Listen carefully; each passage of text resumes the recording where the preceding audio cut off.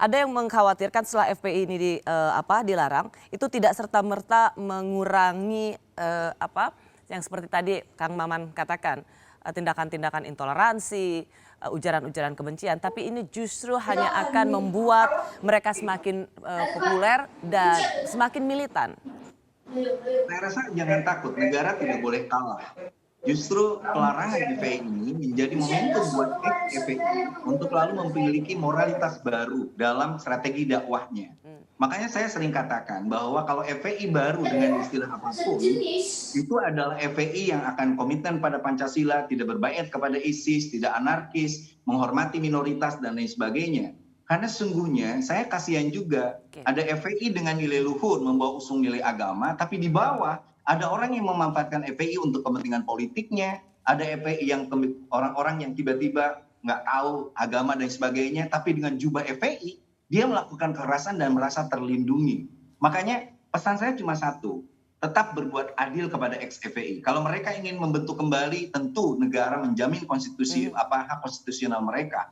Tetapi kita ayo belajar bersama agar strategi dakwahnya lebih ramah, lebih toleran, dan banyak hal yang bisa kita lakukan. Tidak perlu ada hasutan, tidak perlu ada diskriminasi, anarkisme, dan melanggar hukum. Sekali lagi, negara harus hadir pada konteks itu, apapun istilahnya, tidak hanya FPI, siapapun yang melakukan anarkisme, ketertiban hukum, dan sebagainya, ya ditindak, itu prinsipnya. Asfi, apakah Anda juga merasa bahwa apa yang dilakukan FPI bisa menimpa yang lain, ormas-ormas yang lain? Ya, saya pikir bisa menimpa yang lain, pasti ya, kan kita sudah tahu ada ya pasti akan menimpa yang lain, dan dalam sejarahnya pemerintah Indonesia kan terus-terusan seperti ini. Tapi bagaimana dengan situasi, justru itu yang dibutuhkan oleh pemerintah, kalau ada ormas-ormas yang juga melakukan hal yang sama, melanggar aturan, melakukan peran sebagai aparat penegak hukum, sweeping, maka dia juga harus mendapat perlakuan yang sama di mata hukum oleh pemerintah, ya dilarang. Iya, tapi kan apakah sudah ada pembuktian bahwa memang yang dilakukan anggota FPI itu karena perintah? Dan kalaupun iya, menurut saya itu harus dibuka di pengadilan, itulah pembelajaran untuk kita semua. Tapi kalau tidak, kan tidak adil untuk anggota FPI. Anggota FPI itu ada ribuan, mungkin ratusan ribu. Apakah semuanya melakukan kekerasan? Kan tidak. Apakah semuanya pernah mendapatkan perintah untuk atau pimpinan FPI pernah menyuruh? Kan kita nggak tahu. Itu harus dibuka di pengadilan. Dan bagaimana dengan video-video yang ditunjukkan oleh pemerintah setelah pengumuman tentang pelarangan aktivitas FPI? Iya, kan pertanyaannya begini, apakah anggota itu melakukan karena kerumunan, kemudian semua ikut dalam serta, atau diperintah? Dan sejauh apa perintah itu? Dan bukan ormas, video yang dikeluarkan yang waktu itu kan ada pidato tentang ujaran kebencian, ingin melakukan penyerangan, silakan membawa bergabung dengan ISIS. Betul, kami dari dulu selalu mengatakan kenapa sih menggunakan pasal kekarantinaan kesehatan, kenapa tidak pakai hate speech gitu ya.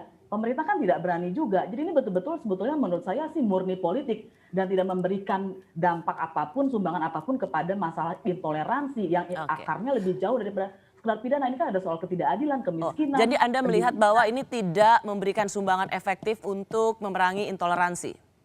Tidak, saya malah khawatir ini akan menimbulkan orang dendam, membelah masyarakat. Orang yang tadinya bisa kita ajak untuk menjadi toleran, menjadi makin terdorong menjadi intoleran. Kalau kita lihat untuk aksi Omnibus Law Cipta Kerja, kenapa polisi melibatkan ormas? Itu yang menurut saya pemerintah berpolitik kok. Tidak pernah konsisten menjalankan putusan-putusannya.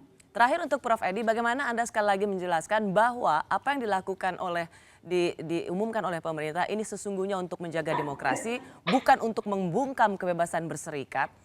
Dan ya begini, kalau kita melihat apa yang menjadi koridor kita adalah kembali kepada undang-undang ormas itu sendiri, kemudian dengan berbagai perpu termasuk dengan putusan Mahkamah Konstitusi yang sebetulnya saya sekaligus menanggapi dari Mbak Asfi bahwa kita tidak mempelintir putusan Mahkamah Konstitusi bahwa tanpa SKT itu dia sah.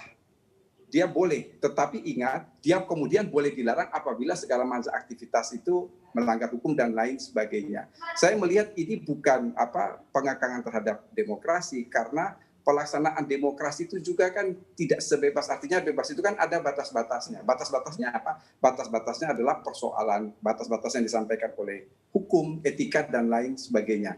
Sehingga dalam konteks reinkarnasi dari FPI, tadi dalam konteks ini saya mengatakan bahwa yang dikatakan oleh Mas Fadli, ya silahkan kalau visi misi yang lebih baik, mau melaksanakan dakwah selama tidak melakukan pelanggaran hukum, yang segala macam kegiatan yang mengganggu keamanan dan ketertiban tidak menjadi soal bagi pemerintah.